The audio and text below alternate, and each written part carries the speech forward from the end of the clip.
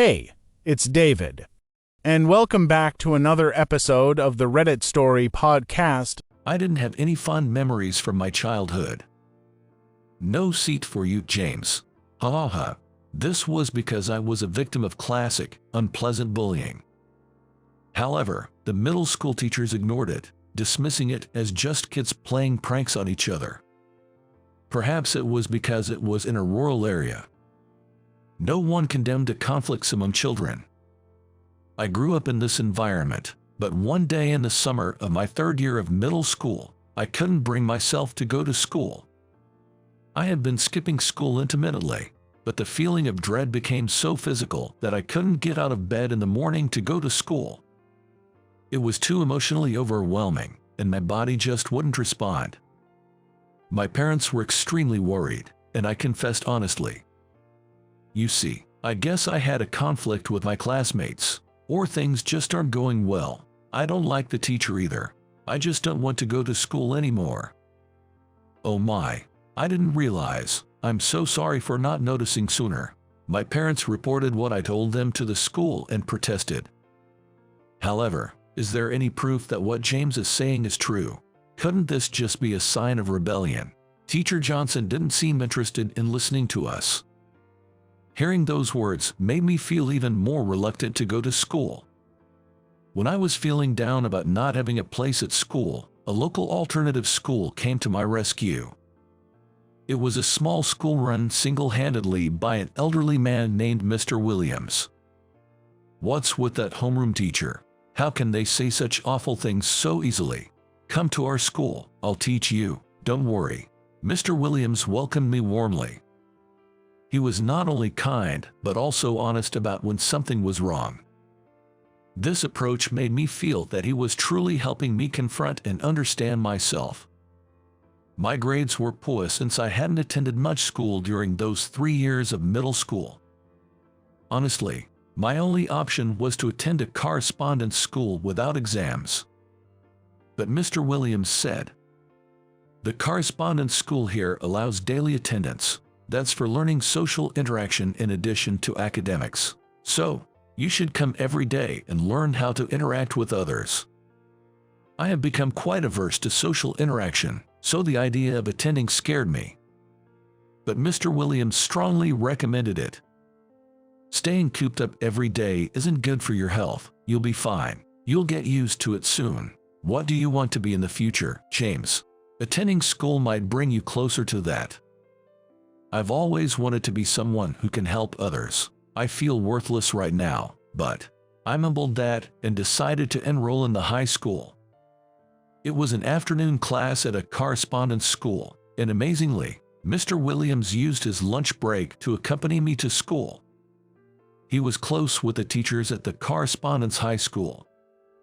"We can go to high school together until you get used to it. This way, you can attend, right?" "Yes." I nodded. I had never met such a passionate teacher before. That's why I could trust Mr. Williams with all my heart. But if something's bothering you, feel free to talk about it. Don't hold back, okay? He said that, giving me an outlet and a place to share my troubles. High school was great, with really nice teachers. Recently, there's this girl at school I'm interested in, but I can't bring myself to talk to her. I realized I was even consulting Mr. Williams about my love life.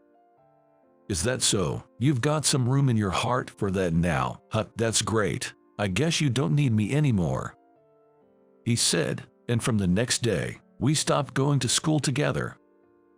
The thought of not going to school with Mr. Williams anymore made me feel lonely, but on the other hand, it also sparked a sense of determination in me. The girl I liked at the time was a classmate named Lily. Lily and I sat next to each other. We didn't talk much, but if one of us forgot something, we'd share textbooks. She was beautiful, and even with few words, she was kind and considerate. I didn't think I was in her league, but I decided to muster the courage to talk to her. "Hey, thanks for always letting me use your textbook. I'm forgetful. Always forgetting my textbook. I'm really glad to have a kind neighbor like you." Then Lily said, "Thank you too. I've been waiting for you to talk to me. You know, I'm shy," she said with a laugh. From then on, we started talking more often and began eating lunch together. Eventually, this naturally led to us dating. Things went so smoothly. I couldn't believe I was dating her. I was so happy, and I even shared the news with Mr. Williams. "That's wonderful," he said with a big smile. Mr. Williams seemed genuinely happy that things were going well in my school life. Life in high school became really enjoyable. After getting a girlfriend, I was motivated to show my best side and studied hard. Before I knew it, the 3 years of high school flew by, and I got a job at the company where my father had retired the previous year. At work, the treatment was tough, partly because I was clearly a nepotism hire.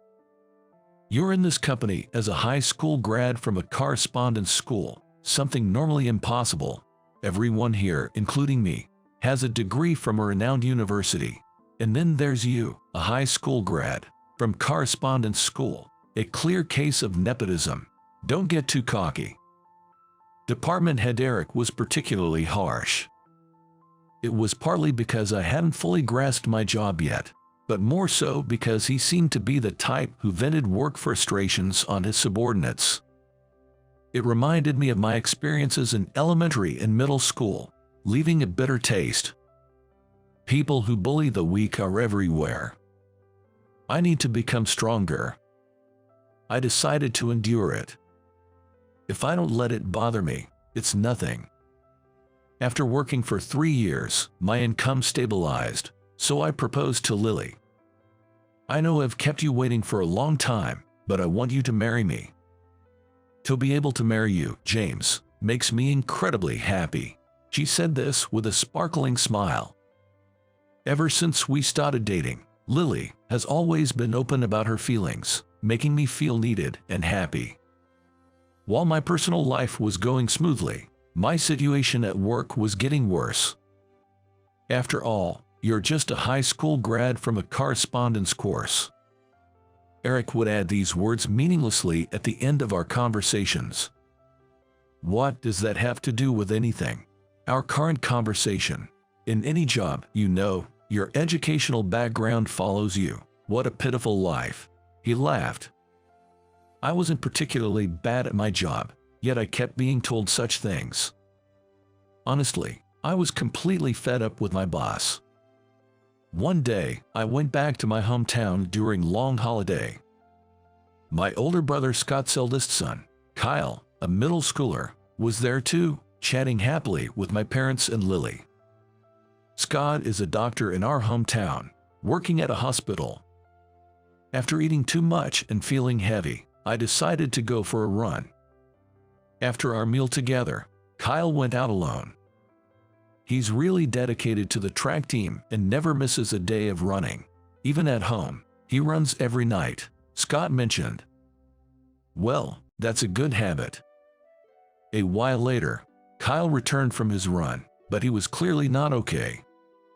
As soon as he returned, Kyle was panting heavily, struggling to breathe, and his rhythm of inhaling and exhaling was erratic. "Hey, Kyle, are you okay? What happened? Someone, get a paper bag." My brother Scott patted Kyle's back. "What's wrong? Are you okay?" Everyone was shouting worriedly, but my brother Scott called out to the family, "Quiet, don't talk to him. Just focus on exhaling. Forget about inhaling for now." He calmly instructed Kyle. I didn't understand what was happening and was at a loss for words. Anyway, I was feeling very anxious. But my brother seemed to know exactly what was going on. My mother fetched a paper bag from the closet and handed it to Scott. He put the bag over Kyle's mouth. "Breathe out slowly. You're okay now. Kyle, lie down and rest," Scott said and took Kyle to another room to rest. "Scott, what's going on? Does he have a serious illness?" Dad asked worriedly, but Scott shook his head. That was exercise-induced hyperventilation syndrome.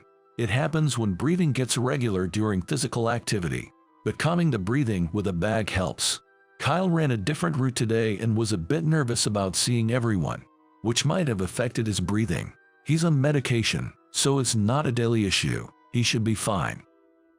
I was amazed at how calmly and efficiently Scott had handled Kyle's episode. Being a doctor is incredible. Yeah, but it's tough, too. There's nonsense in the medical community, but the rewarding part is that my knowledge and skills can help people, save lives, and see them recover and smile. With a warm smile, my brother Scott said that, and I gathered the courage to ask him, "Can someone become a doctor even if they start as an adult? Are you thinking of becoming a doctor, James?" I nodded.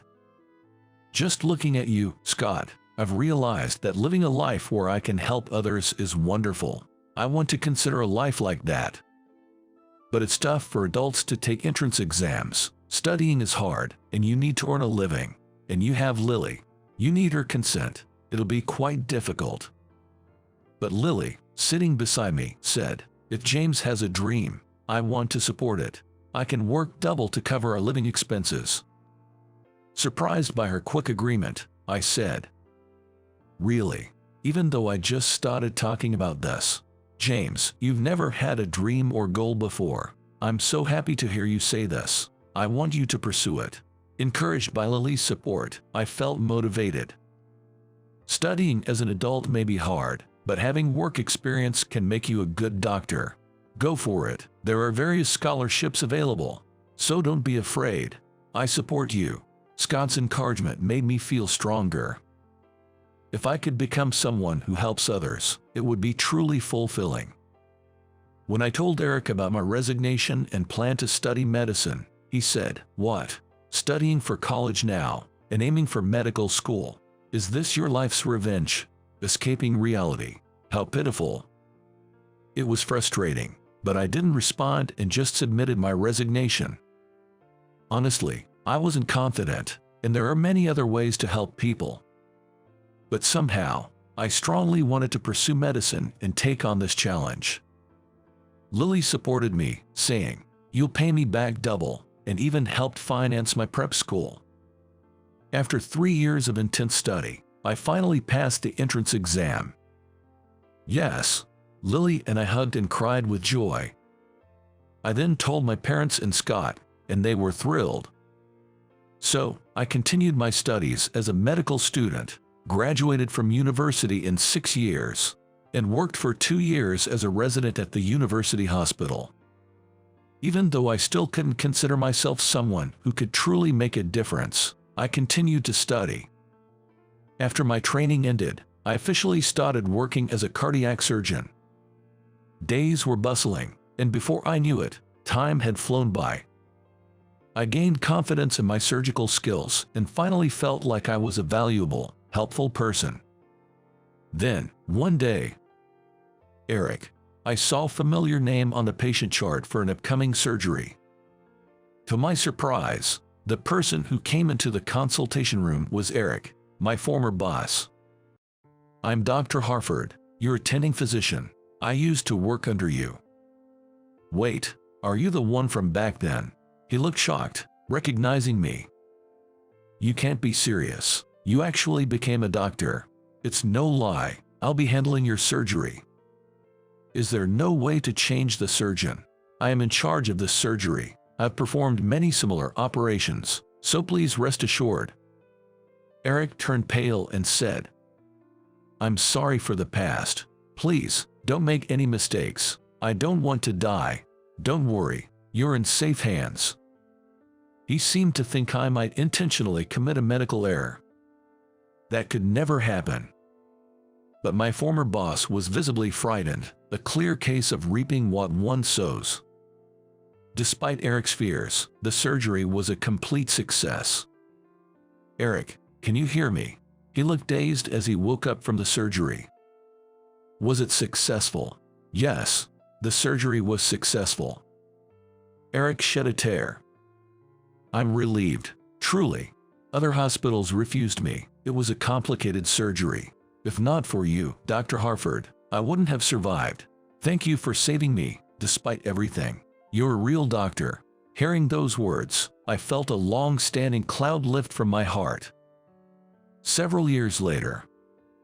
This time, surprisingly, my mentor from the free school, Mr. Williams, was admitted to the hospital. Never thought I'd meet you as a doctor and patient. I'm so looking forward to it, I can hardly sleep. Ha ha ha. Mr. Williams said this the day before his surgery, but passed away unexpectedly that night. It was a sudden stroke. At the funeral, I was so shocked that I forgot I was a doctor, feeling lost and overwhelmed. But there was no denying that Mr. Williams was gone. I had to accept it. As I was leaving the funeral, James, Mr. Williams's wife, Emily, approached me. He was really looking forward to seeing you at the hospital. He even prepared a letter for you. Please read it. She handed me a white envelope. Inside, written in familiar handwriting, was this message. James, it took time, but I'm happy you found what you wanted to do and achieved your dream. Congratulations. You know, if it wasn't for you, if we hadn't met, I might have quit being a teacher. Thank you for letting me continue teaching. You said you wanted to be a doctor to help people, but you were already helping people before you became one. Mr. Williams. Tears streamed down my face. Even before I became a doctor, I wasn't worthless. Reading that letter helped me finally gain confidence in my personal life, not just work. Thank you for everything, Mr. Williams. Lily and I started visiting Mr. Williams's grave on his monthly anniversary. And now, I live confidently in both my professional and personal life with Lily, happily ever after. This, I believe, will never waver.